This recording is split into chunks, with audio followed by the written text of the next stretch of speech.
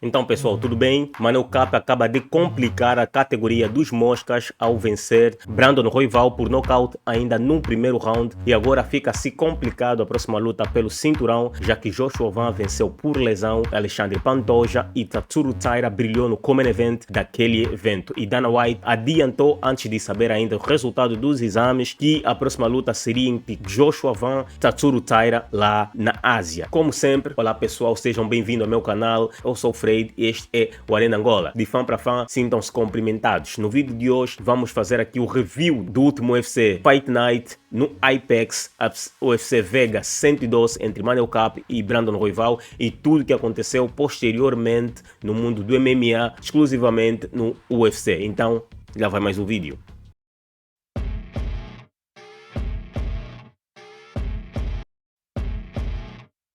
Manel Kape, apesar de ser luso-angolano, ele também tem história na Ásia e já venceu cinturões lá. Pode ser um bom material para ser vendido neste mercado.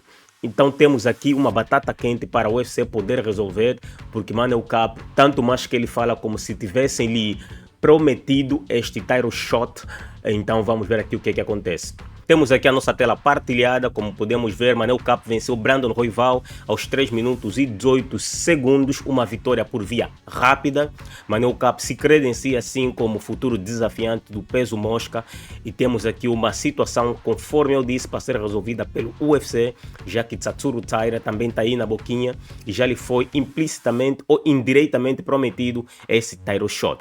Como fica Manel Kape? Será penalizado por ter saído daquela luta em que Joshua Van pulou na frente, não será o próximo desafiante. Assim o UFC manda uma mensagem para o Manel Kape, embora que não foi culpa dele inteira, né, por ter saído da luta, mas o UFC não costuma gostar muito desse comportamento. Ou será que o UFC vai dar aqui uma colher de chá para o Manel Kape e passar ou bypassar o Tatsuro Taira?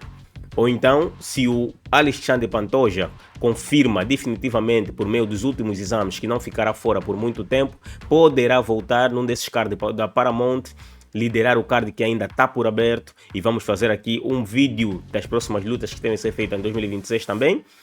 Talvez falamos dessa luta e puserem ali Manel Kape como Common Event contra Tatsuro Taira e Main Event Alexandre Pantoja e Joshua Van. O que vocês acham? Escrevam aqui no comentário, por favor, pessoal.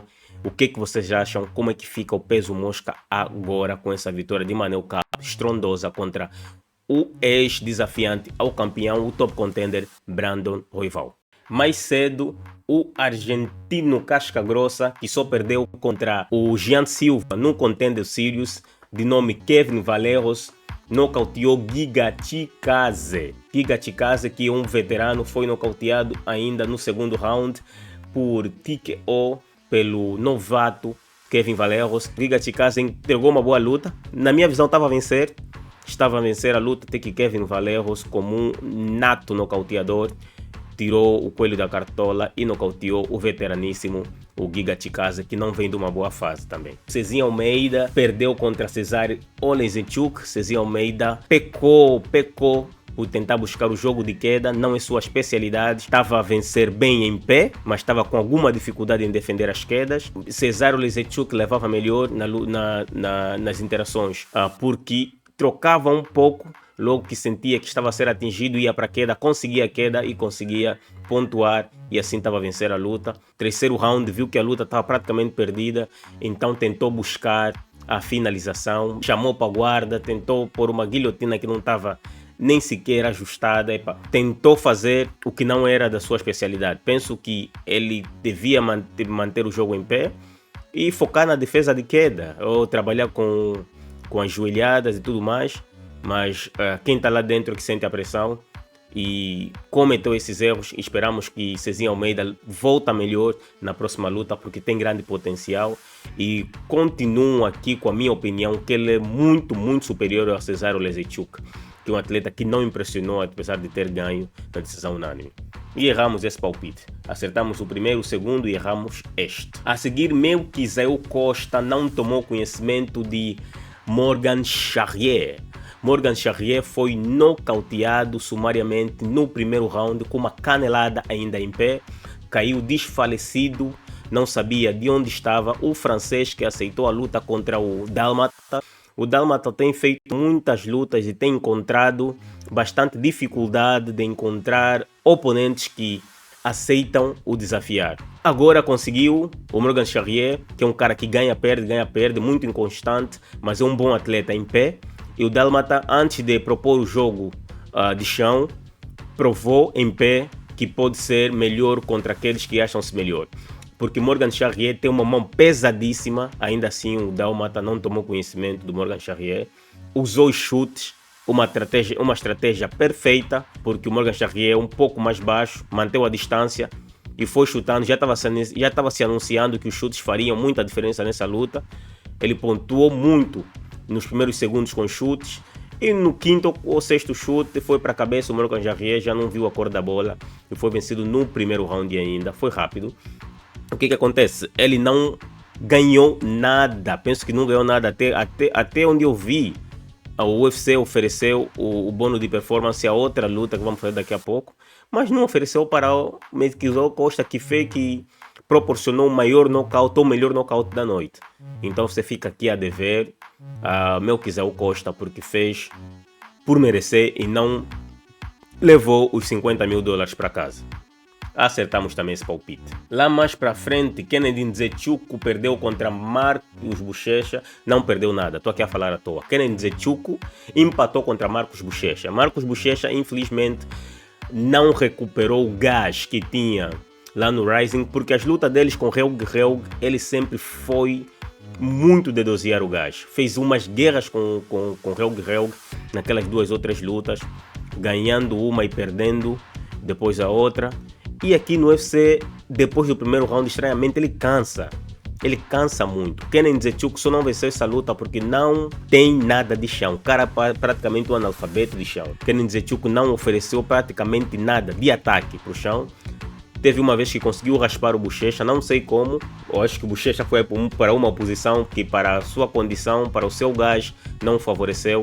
Kennedy Nzechukwu ficou por cima, nem ground and pound, nem finalização conseguia tirar. E depois ofereceu a posição de novo para Marco Buchecha, sentou e chamou para cima. Não entendi nada. O camarada não tem técnica nenhuma no chão. E Marcos Buchecha tentou a chave de pé, tentou finalizações, mas sem sucesso por causa do cansaço. Marco Buchecha fica aqui com nota negativa, precisa dosear melhor esse cansaço, precisa melhorar o seu jogo em pé também, porque mostrou-se que em pé o Kennedy Nzechukwu é muito, muito superior, e no chão o Buchecha não ofereceu muito perigo para o Kennedy, porque o camarada estava cansado. Não é nem qualidade, porque mostrou-se que o Marco Buchecha é de uma qualidade extrema no chão, domínio do solo é deveras superior, tem que melhorar só o gás em pé e também melhorar como vai entregar as quedas aqui no MMA. E está dito para essa luta, né? Até falamos muito nessa luta. Bobby King, o Bobby Green, que agora é o King Green, venceu o Lance Gibson. Lance Gibson é um atleta que veio do Bellator com bastante hype, estava 9-1, agora está 9-2, porque Bobby King pôs uma vermelhada, acrescentou mais uma vermelhada no seu cartel. Bobby King Green venceu na decisão dividida, mas quase era garfado, porque esse não foi decisão dividida nada, nenhuma, porque venceu claramente o primeiro e o terceiro round. No segundo round, o Lance conseguiu vencer por uma margem mínima. O Lance Gibson parecia que enviava um e-mail antes de soltar os seus golpes. Enviava um e-mail para a caixa de correio do King Green. Vou soltar um golpe daqui a mais 2 segundos. Recebia, olhava, ok. Já se desviava do golpe, depois o golpe do Lance Gibson passava no vazio. Quando ele acertava, era mais nas interações. Bobby Green sentia os golpes dele, mas o cara depois fugia do raio de ação do Bobby Green. Bobby Green é claramente um camarada de volume, não tem grande poder de knockout, mas o Lance fugia todo o tempo do Bobby Green. E o seu corner no terceiro round ainda diziam: continua rodando. Meu Deus. Com um corner desse você não precisa um adversário para perder. A luta estava claramente perdida e o pessoal gritava para que o Lance Gibson continuasse a fugir do Bobby Green. Mano, isso nem é questionável. Bobby Green não tem poder de knockout. O Lance Gibson tem as mãos muito pesadas. Entra no infight. Isso era só entrar no infight. Perderam por déficit de QI. Não sei se devo dizer isso. Mas perderam por isso. E Bobby Green está de parabéns e acertamos mais essa luta. E depois o Anderson Brito teve uma surpresa. O camarada que entrou 48 horas antes já embrulhou o Joanderson Silva em algumas interações, mas o Joanderson manteve a experiência e conseguiu vencer essa luta na decisão unânime. Isaac Thompson sai perdendo, mas ganhando ao mesmo tempo, porque entregou uma boa luta, sendo short notice e tendo apenas 23 ou 24 anos na sua estreia contra um adversário duríssimo, que é o Joanderson Brito, que é um adversário, diga-se, que sabe muito em pé, um adversário que é um do striker de nível muito mais polido que o Isaac Thompson. Isaac Thompson ficou claro ali, e tem um nível de chão também razoável. Então Joanderson Brito, por ser mais completo, mais experiente, mais experimentado na casa, adivinhava-se que ele podia nocautear no primeiro round ou segundo, mas não aconteceu porque Isaac Thompson ainda conseguiu vencer aí um round. E sim senhora, o menino entrou muito bem. Joanderson Brito está de parabéns por ter vencido. Claro que encontrou alguma dificuldade porque não conhecia o estilo de jogo do Isaac Thompson, não teve tempo suficiente para estudar. Parabéns Joanderson Brito e Isaac Thompson. Também acertamos esse palpite. Mais cedo, Neil Magny perdeu contra Yaroslav Amosov. O ucraniano venceu por submissão no segundo round. Porém, no primeiro e no comecinho do segundo round, Neil Magny estava melhor na luta.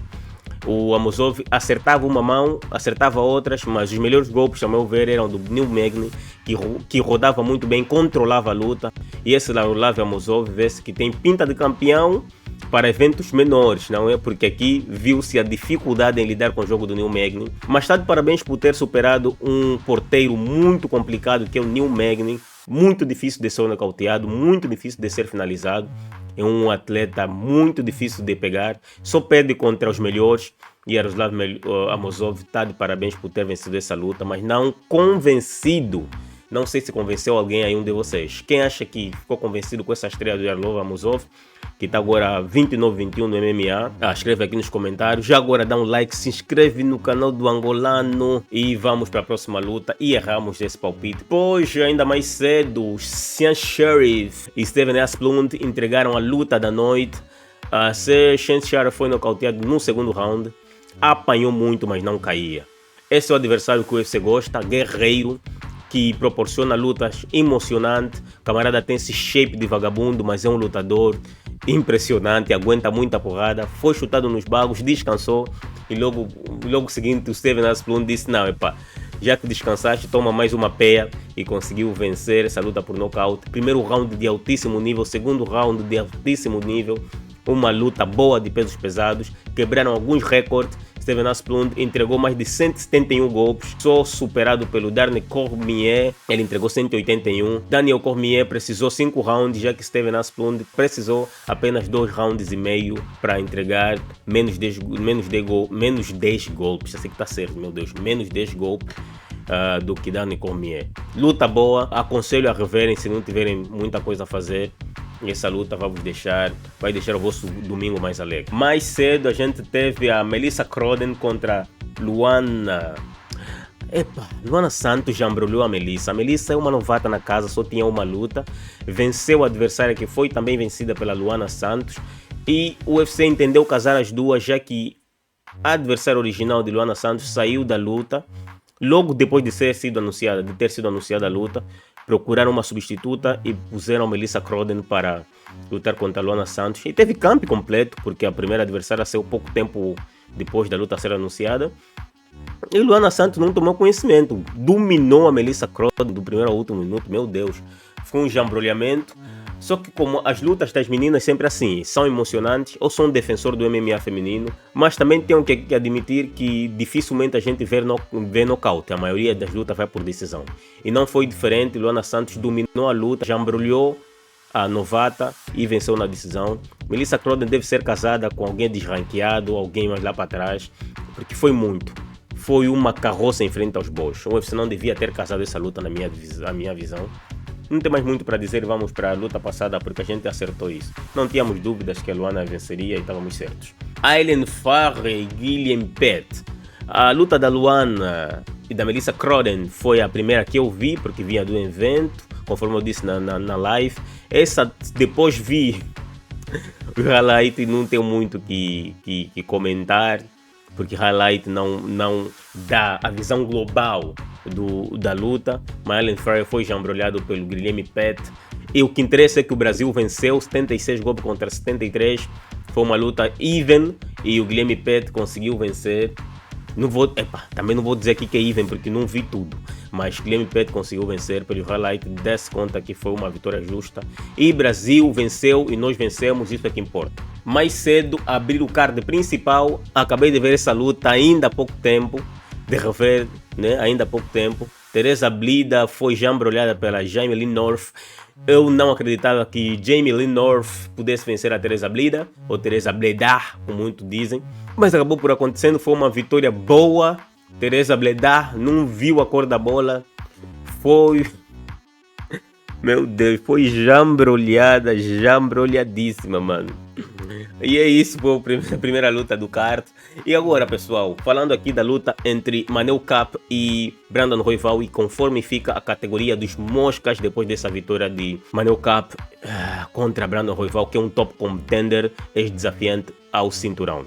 Na minha visão, o UFC devia averiguar a situação do Pantoja, se ele devesse voltar, se ele tiver que voltar no primeiro semestre de 2025, então faz-se logo a luta entre Joshua Van e Alexandre Pantoja, a revanche imediata, porque merece, vinha de 8 lutas vencendo consecutivas, ou seja, 8 vitórias consecutivas, 4 delas era pelo título. E Alexandre Pantoja, o que prejudica ele agora é que ele não é muito mediático, não é muito polêmico, não entretém tantos, não entretém tanto, sei que está certo o pessoal, mas é um lutador de altíssimo nível e, atendendo à dominância da categoria, merece essa revanche.